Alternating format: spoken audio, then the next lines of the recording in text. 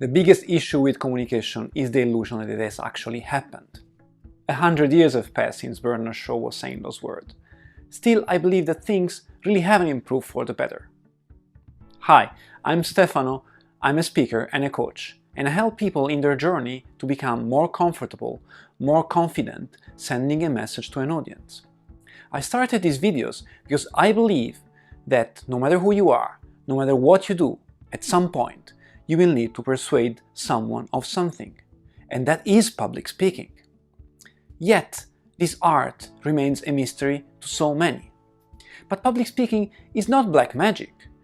There are a few very simple tips and tricks that you can use to become a more effective and more confident speaker.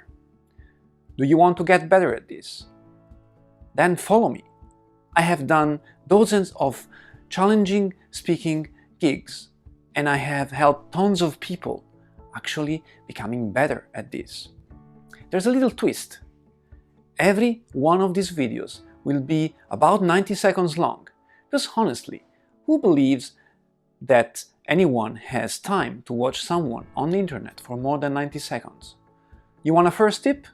Remember, you are the presentation, not the slides behind you. Thank you. Bye.